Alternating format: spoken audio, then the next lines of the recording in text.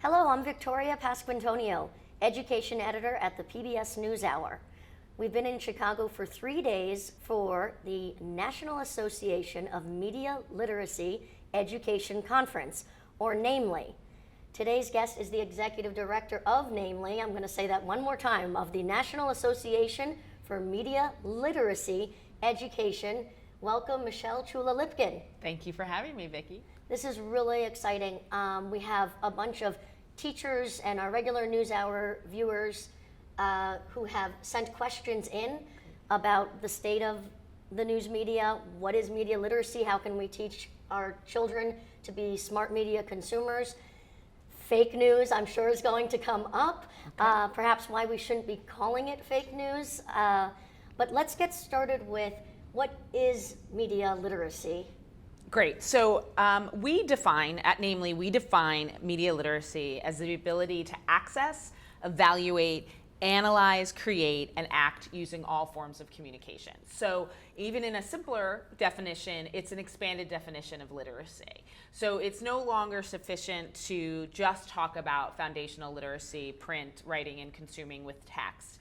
Certainly that's the foundation, but we need to move beyond that and make sure that we're integrating all media in our literacy conversations. For folks who may not be familiar with the term, why are we starting to hear about it more and more? I know it's been around a while, and how can a person become media literate? Well, I think there's a couple of reasons why media literacy has become more part of the cultural conversation. I think it started with the advent of social media. Once the public became once it became a participatory culture, and we were all creators and content makers, I think that really started to shift things, and people started to think a little bit about what does this mean to live in a society where we are all involved with the media ecosystem. But then, of course, the U.S. election last year and the conversations around the media that are coming certainly from the administration and the conversations that journalists are having right now have really brought media literacy into the forefront of cultural conversation. And certainly at NAMLE, we're happy about that because it opens up a conversation about the importance of it for everyone. Right. And related to that note, you're probably well familiar with, and we've done news stories on it, the Stanford study that came out recently that said 82% of middle school students struggle to distinguish between a real news story and a fake one, a news story and an advertisement. Mm-hmm. And is it the massive amount of media that we're now consuming, including social media? What's causing these numbers to be so low? Well, I think the bottom line is I'm not at all surprised with those results, right? So we do not have widespread media literacy in our country. So what do we think was going to happen? Like these things, it is really difficult to decipher all the different information that's coming at us.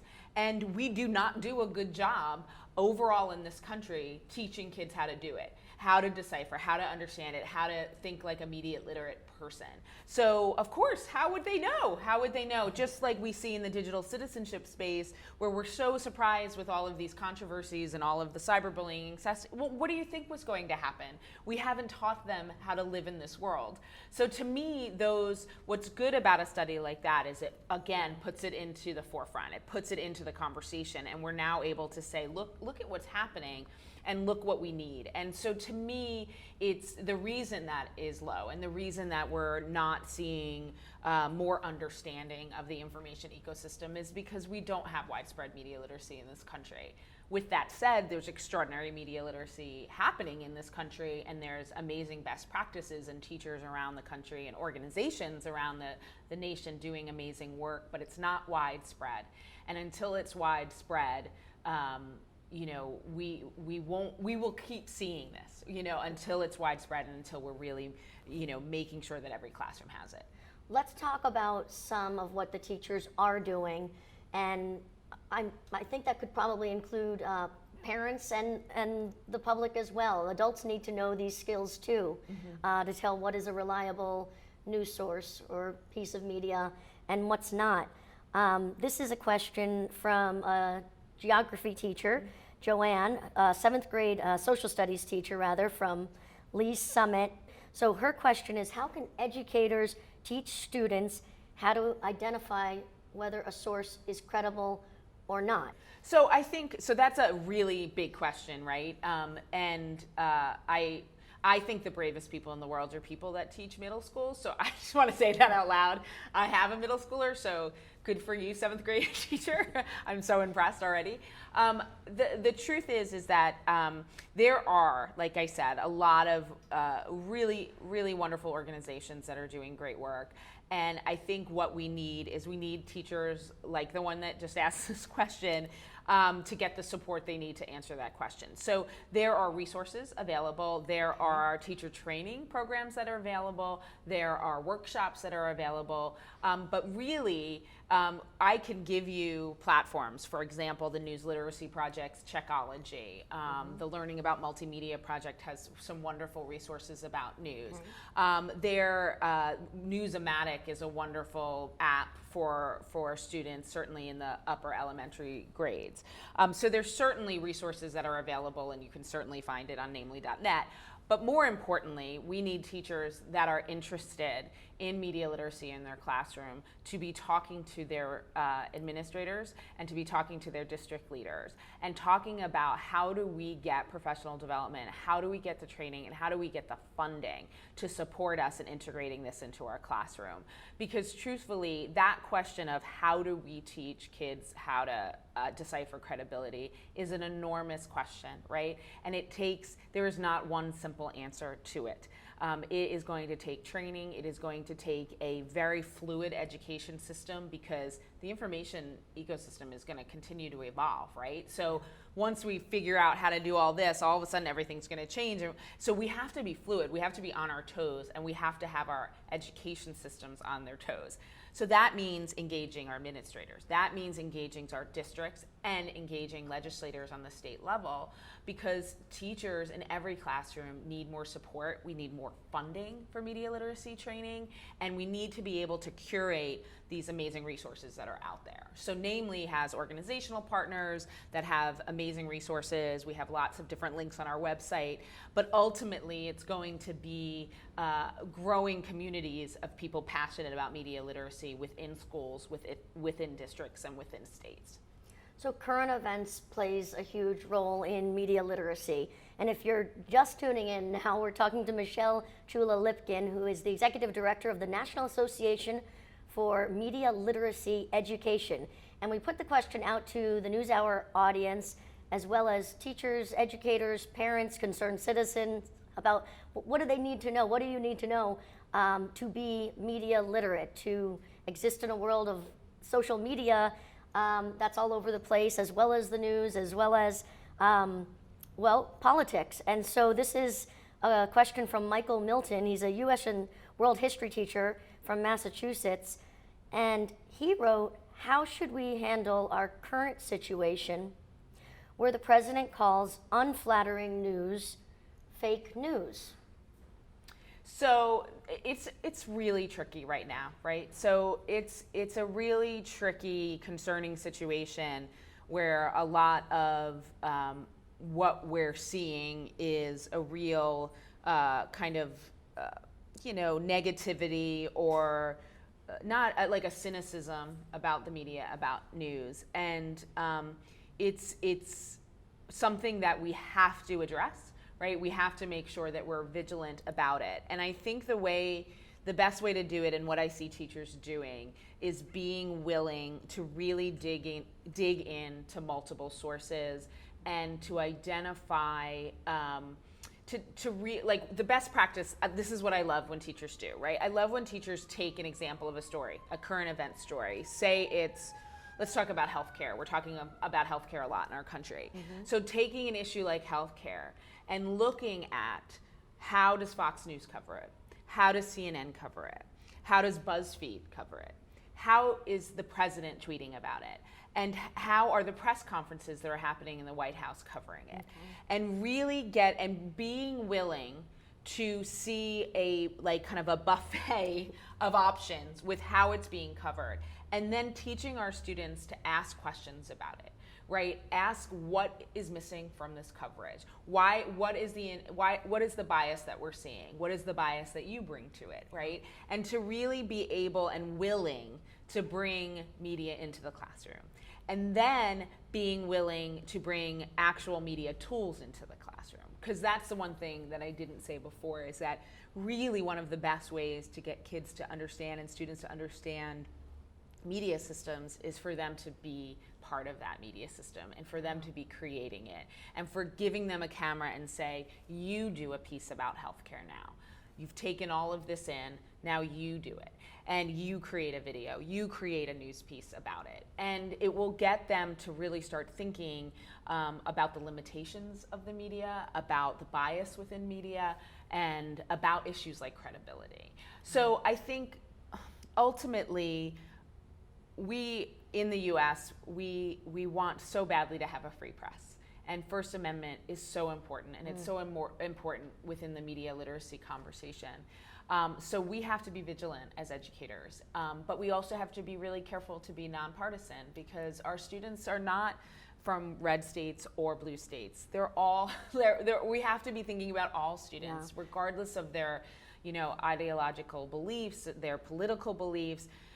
Media impact us all, and we need to be willing to have a nonpartisan conversation about that. Right, and I hear that concern from teachers all of the time. Some school districts will go maybe too far in one direction to say, nope, you can't talk about politics at all. And it's like, well, if you can't talk about it at school, what's going on politically in the world, in our country, sort of where can you do it? So I'm wondering if they don't want to be seen as partisan in either direction.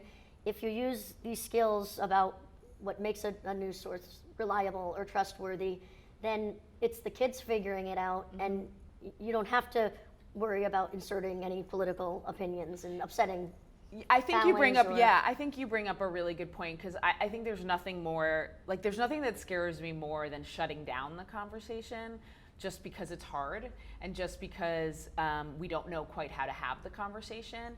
And we have to figure it out, because we have to have these conversations in school. There is no better place to have these conversations. So we need teachers to feel like they have the support and the tools to have these conversations, and we need to also support them. And like I said before, professional development, how do I have these tricky conversations with a group of students that have very, very strong beliefs on either end? And I think there's a lot that can be done there, because part of what's happening is the media themselves are the one that's creating this polarization, right? So let's break that down and talk about that. So I think that we have to be very worried about shutting down the conversation, and we need to be willing to open it up. Right. Do you, following Michael Milton of Massachusetts' question from before, he is not a fan of the term fake news.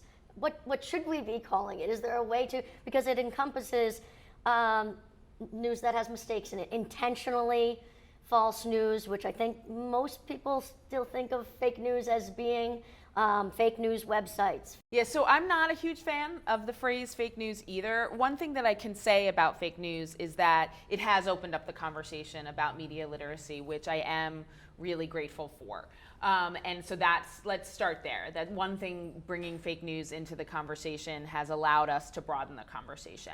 What I don't like about fake news is it is limiting, right? Because it makes it seem like there are two buckets of information, and there is the real information and the fake information. And we know that that is not the case. We know that the information landscape is very complex, very complicated, and very nuanced, right? So the fake news puts everything into a bucket, and it's not. So we have to, I like the term misinformation, but I think that we need to determine the nuance, right? We need to understand bias more than fact or fiction. We need to understand, like we talked about before, credibility more than fake or real. So we need to be willing to have the nuanced conversation. I think also, I remember a time not too long ago where fake news was Jon Stewart, Yes. right? So that was fake news because literally he was creating news and he was doing satire, and we had put it all in that bucket, and it was like, oh, this is fake news, Right. and then all of a sudden. So, and I also do think that, the administration has co-opted the word fake news, and we do obviously need to be careful that no matter who we are, whether we're a 16-year-old student or, my mother, that fake news doesn't become just something we don't believe in, right? Like that's not what fake news is. And so I think that the term is overused right now. But again, if we take the opportunity to expand the conversation that fake news has opened, we can utilize it to move the conversation forward and to talk more about media literacy, because media literacy allows us to have that nuanced conversation about all of that. And I don't think we talk enough, certainly in the media, about bias, but not only media bias, our own biases, like how simply I see the world through my eyes, and that's all I know, and that's the case for everyone. And I teach at Brooklyn College, and I am with a diverse group of students, and seeing them understand that the way they see everything is from their limited bias. We all have, I'm only gonna see the world through a 45-year-old woman who has 2 kids who lives in New York City. That's the only way I can do it, right? And understanding that is to me that much more important than this is how Fox News sees things, this is how CNN sees things, this is how my Facebook feed sees things. So I look forward to those conversations in the public, and these kind of conversations, but I do think that fake news is limiting, and it at the same time has opened up a conversation. Right. So the conversation right now is about media literacy, and I'm Victoria Pasquantonio, Education Editor at the PBS NewsHour. We're here at the National Association for Media Literacy Education in Chicago, talking with the executive director of that association, Ciulla Lipkin. And there's so many things that we can talk about, but I'm going to try to touch on some more of these teacher education questions that we put out to our NewsHour audience. Let's see. The role of parents, and the community at large. This question is from Merrill. She's a longtime veteran teacher from California. Are you developing programs for parents and communities that school districts can use to take media literacy further? I love that question, and I can tell you that we ask ourselves that question a lot. So we want to. We really want to. We really feel like it is incredibly important to bring this conversation outside the classroom and into homes and into communities. And we recently had a town hall conversation in New York City with community about news and about, and it was post-election, and it was this enormous room filled with 300 community members that just were interested in this topic. And I would love to see that happen all over the country. I think what's most important about that question is really truly how do we get parents and teachers on the same page. Really, ultimately, that's what we need to do.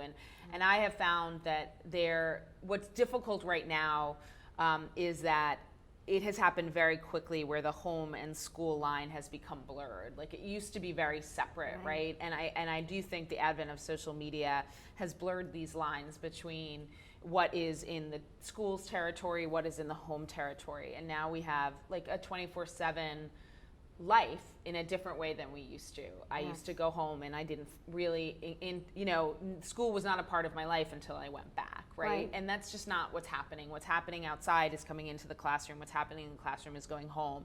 And we haven't figured that out yet, I think, certainly as an education system. We haven't figured out what are schools responsible for and what are parents responsible for. So I do think the first thing we need to do is be having more conversations together.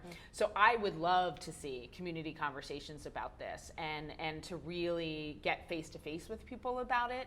So, but ultimately, NAMLE's, we are an education organization ultimately. Right. So we're, our focus has been on teachers, and it probably will continue to be on teachers, but we really do hope that we see an expansion of that so that there are more conversations happening around the country that impact everyone that touches the lives of our students. It's not just teachers.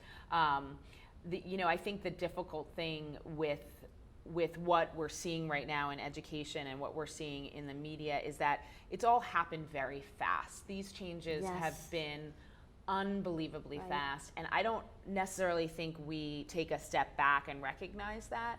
And I think that it is going to take a little while for us to figure this all out, and we need to cut ourselves a little slack Yeah. and recognize that information has changed so drastically in the past decade. I think it was like everything, the information that has come, like literally the amount of information from 2000 to today is more information than we've ever had in the history of human beings, right?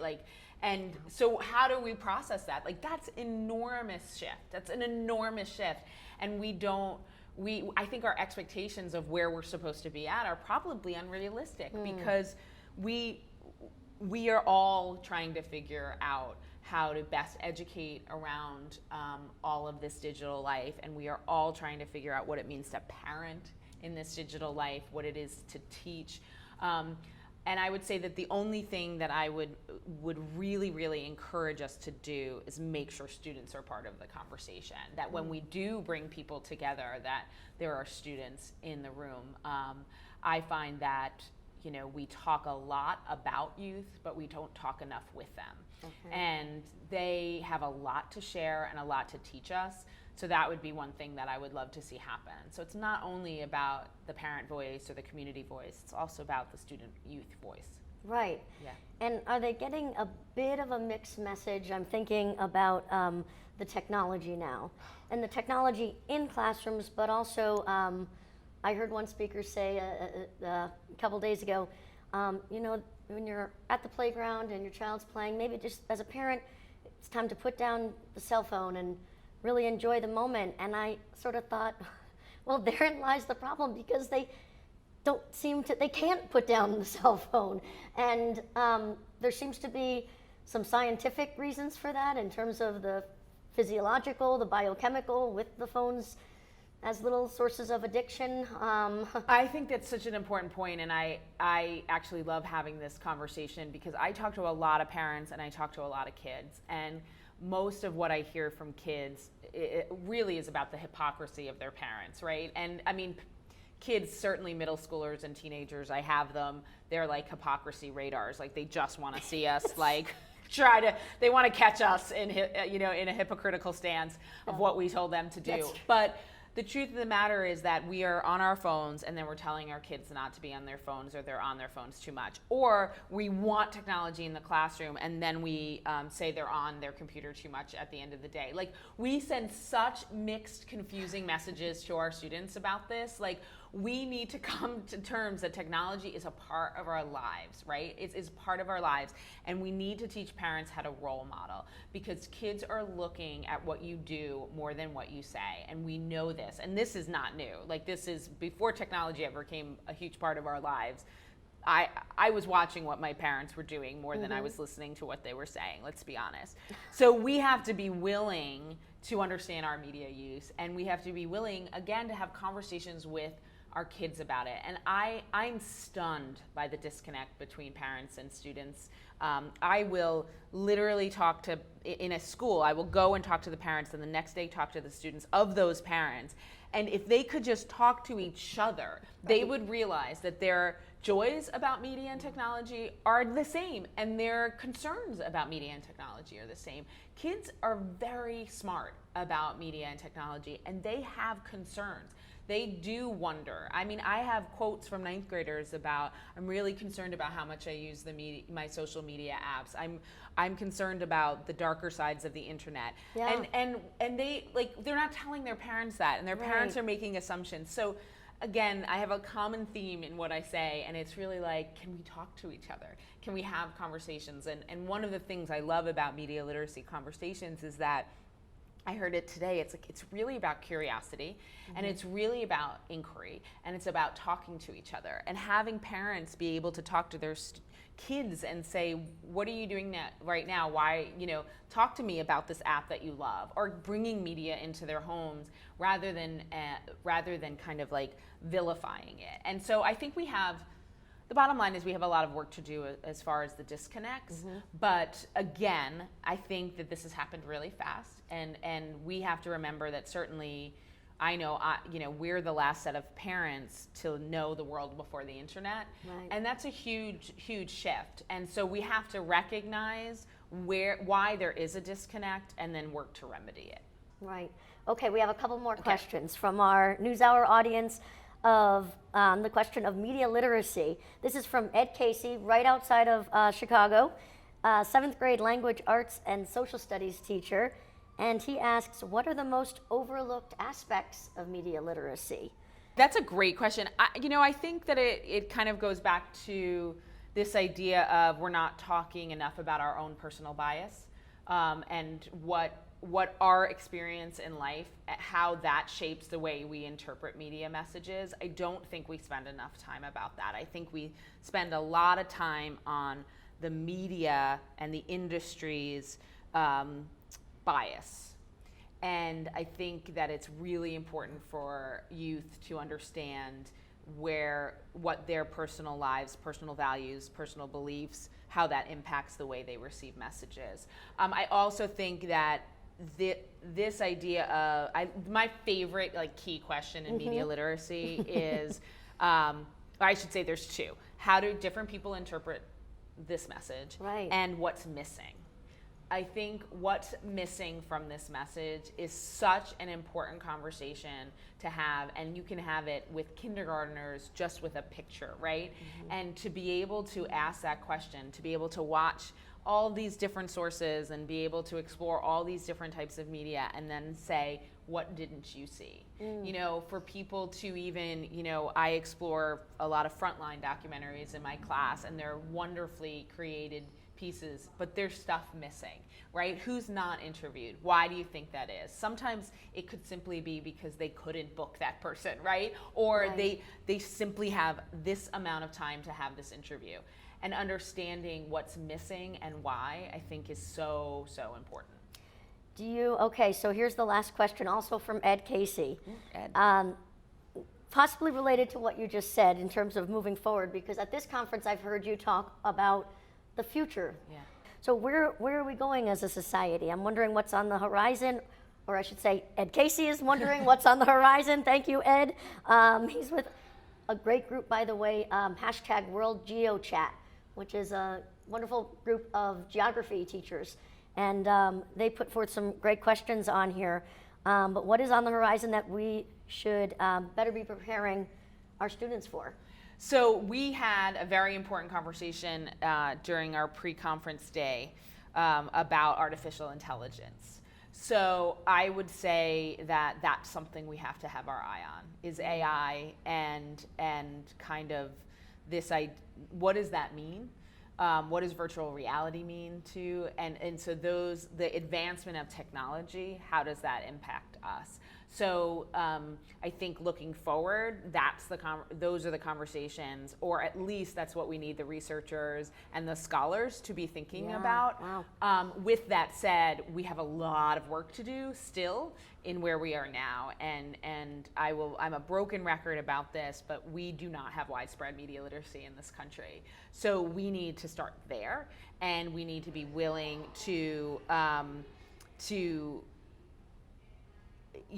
be able to see what a country with with widespread media literacy looks like, and then be able to use that and use all the emerging technologies within that space, because media literacy skills and key questions are pretty consistent across technology, but we need to be able to assess how that new technology, and be able, again, to be fluid with our thinking about media literacy and technology. We've been talking about media literacy and how to teach students, young people, but also good lessons for adults too, and for teachers. My name is Victoria Pasquantonio. I'm education editor at the PBS NewsHour, and I've been talking with the executive director of the National Association for Media Literacy Education, namely Ciulla Lipkin. Thank you so much, Michelle. Thank you so much for having me.